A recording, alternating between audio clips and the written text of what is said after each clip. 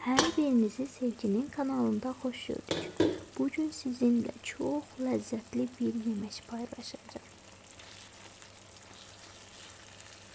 Gəlin hazırlanma qaydasıyla tanış olaq.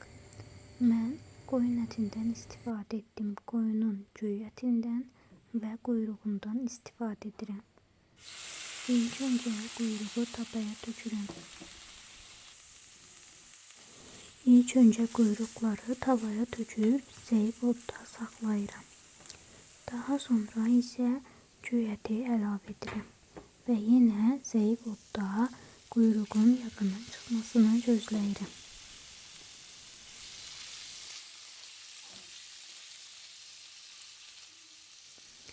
Əti burada pişməyə buraxıb indi isə soğanları doğrayıram. Soğanları nazik şəkildə doğramağa diqqət edin.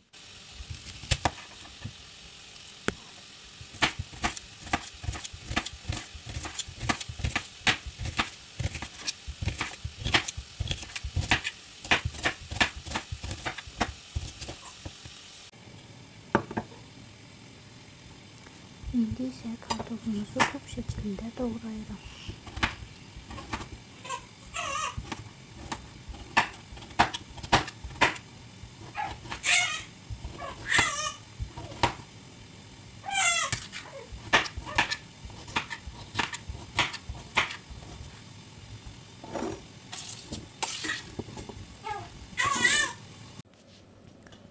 Və budur, artıq quyruq öz yağını buraxıb.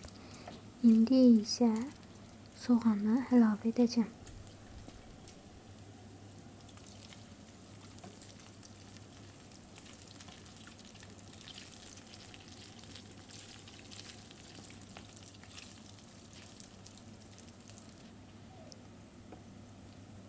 Soğanımızı əlavə edib, indi də soğanla birlikdə ətimizi qovuracağıq.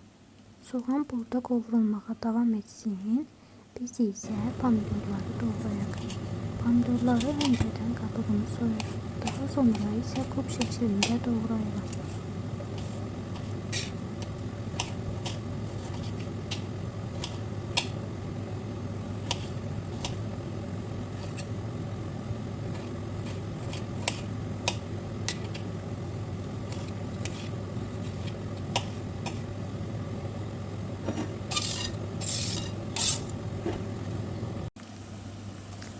Soğanı ara bir karıştırmak lazımdır ki yanmasın.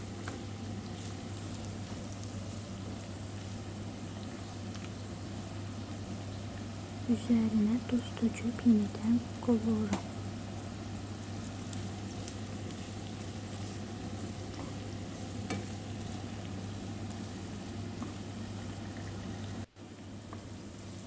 Burada gördüğünüz gibi artık soğanlar kızılı renk alıp bundan sonra kartofları əlavə edirəm.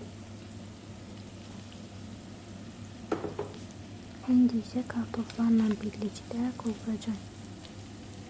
Tavanın qabağını örtüb lam odda pişməsini gözləyirəm.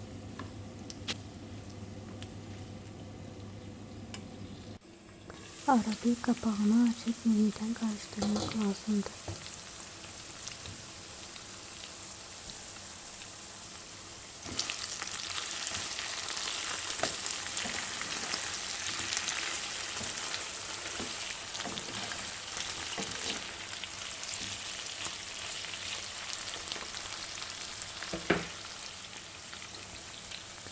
Kartoflar da yumuşaldıktan sonra pomidorları tökürəm və yenidən qovurmağa davam edirəm. Kapağını bağlı saxlayıram. Budur, artıq yemeğimiz hazırdır.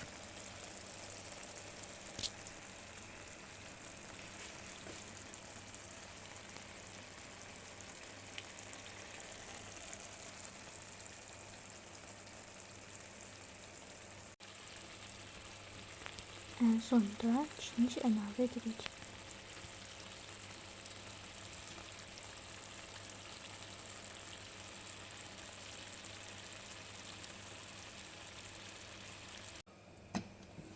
Yemeğimi beğendinizse kanalıma abone olmayı, beni izlemeyi unutmayın. Sağ olun ve sağlıkla kalın.